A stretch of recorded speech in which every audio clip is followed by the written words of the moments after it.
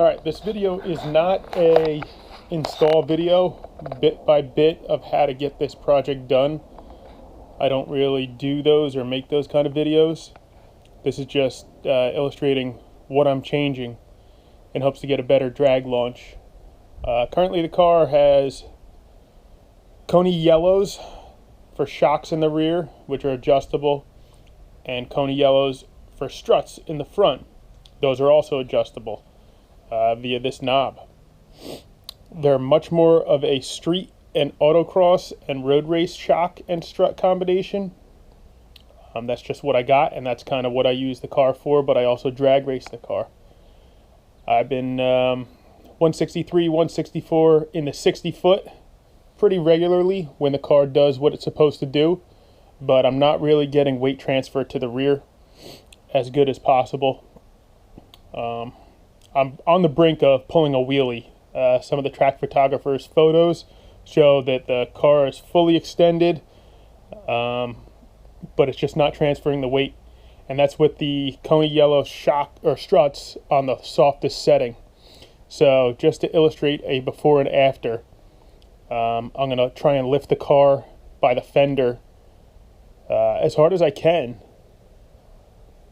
And right now the struts are on the full tightest, so the car's not going to move. It's pretty much glued down. And then I'll adjust them with the knob,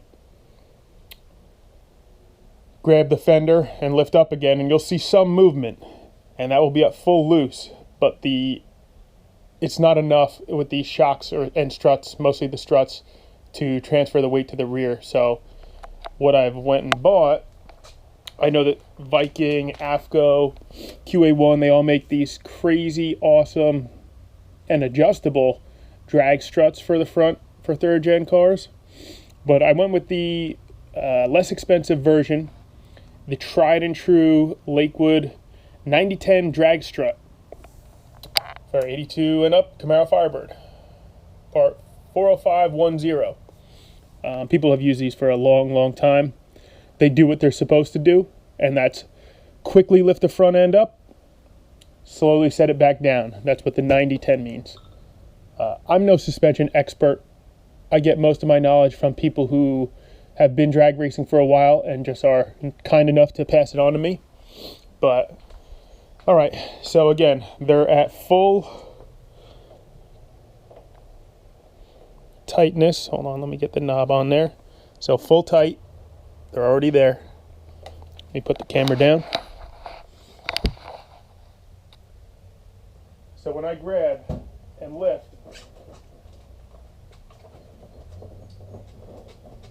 that's not doing anything, and that's not going to get you a good launch. So I'll loosen them to where I usually keep them at the track when I'm drag racing, not autocrossing, but drag racing. And I'll turn them all the way down.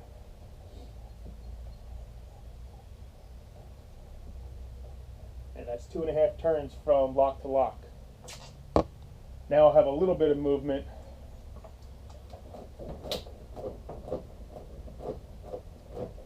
But that's not really going to benefit me with a awesome drag launch. I really want to be in the 150s and the 60 foot. I would love to pull a wheelie, even if it's just one tire, maybe two. Weight transfer is a big part of this game. Something I wasn't really that involved with early on, but I think for $150 per strut, I'll have a much better launch, which will pay dividends with quicker eighth mile, quicker quarter mile. I would love for the car to run 1160s, 1170s. I'm getting a roll bar put in, June, which is that 2-3 weeks from now. And I'd love for the car to naturally aspirated break that 1150 zone, but I don't think it's going to do it. I think I might get close, but I plan on going to the track tomorrow. Sunday, I believe it's May 16th. So I'm going to turn off the video and I'll resume it maybe as I have stuff pulled apart. But again, this is not a how-to video because I'm no expert in suspension tuning or drag racing or anything like that. So I'm just going to do my job here and bolt them on and show you the lift afterwards. But again, on full soft with the Coney yellows, that's about all I get. And maybe I'll try and post some pictures to this video if I can figure out how, that show the extension that I'm getting. Basically the whole nose is up as high as it can go. The wheel's just kissing the ground. I mean, it's like just barely touching. So the car is transferring weight, but I don't think it's transferring it good enough, or as good as it can be. The 60 foot's at 163. I'm happy with that, but I know that the car has more in it. And with a 391 gear, I should definitely be able to pull the wheels and transfer weight a little bit better. So we're going to try these 9010 Lakewoods, see how they do. All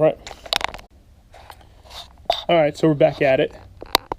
I think in the future, if I flip the bolts around that hold the lower part of the shock, I'll be able to do it without taking off the brake rotor and caliper. I think I figured out a way. I might need to clearance a little bit right here. I'm not talking a chunk, I mean a little bit right there, just so I can get a socket and breaker bar on the back side.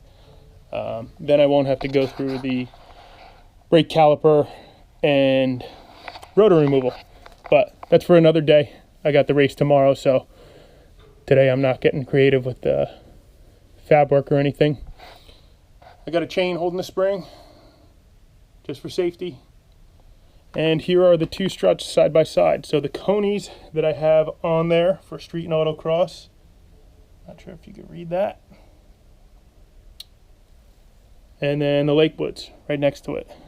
Same height, similar body, and the Coneys again are on their softest setting. I did not change that from previously. I don't know how I can push these both down at one time while holding the camera, so I'm going to do my best to prop up the camera and see if I can push both down, and you'll watch how quickly the Lakewood should pop back up.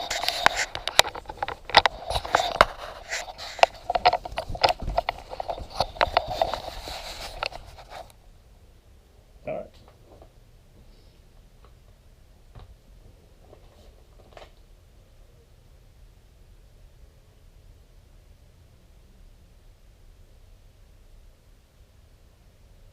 Okay, that's about all I can get it for now.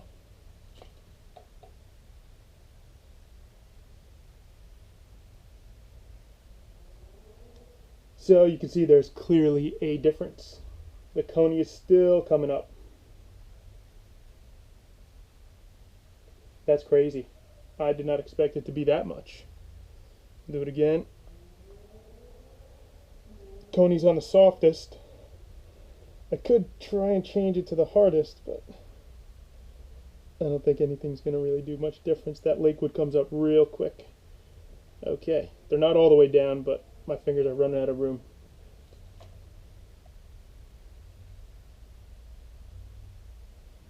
Yeah, so we're going to try the Lakewoods for drag racing tomorrow. Coneys will go back on actually in a couple weeks, because I'm switching from drag racing to autocross, probably for the summer. Weather is more conducive to do autocross and some of that kind of events in the summertime, and then in the fall I'll go back to drag racing.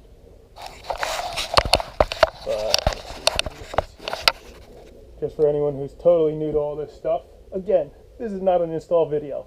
I don't make install videos. I don't want to put in the time and effort to teach everyone bolt by bolt, but generally this will go in here, attached to the spindle. This will compress by hand. I'll compress it, bolt that up. The top goes through, upper strut mount, nut up top. Two big bolts down here. I think they go to 195 or close to 200 foot-pounds torque. And then your brake line caliper bracket, or the brake line bracket, goes here, and your caliper goes back on. Your spindle and hub and bracket and all that stuff. So we're gonna get after it, and we'll see the finished result Got to do the other side too, though. All right, Lakewoods are installed. Took it for a test drive. It wasn't hard charging or anything. There's no front sway bar, and I got skinnies on, so wasn't going crazy in any corners. But it did not feel that bad. Going over a couple bumps and just driving. The 9010s, people said that they're like driving an old Cadillac. Didn't feel that way to me, but maybe I'll find out more tomorrow during the street drive to the track. Anyway, they're in both sides. I did decide to take the rotors off and the calipers just to give everything a look over and a cleaning, and it made the bolt access easier. But I flipped the bolts, and I think that now I can get to the back side of them to take the struts off and change them without taking the calipers, rotors, any of that stuff off. So we'll see in the future, but here's the result. I'm just going to lift up.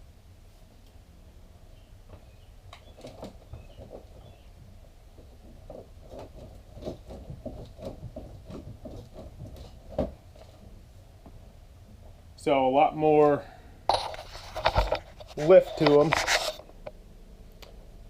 Basically, I just hope that they help plant the rear, which are now on full hard for the street drive there, but I will change them to probably medium tight when I get to the track. But I'm loaded down with gear, jacks, jack stands, tools. Half the stuff in my garage comes with me. But yeah, we'll see if these do the trick. Hopefully we launch better. That'll do it.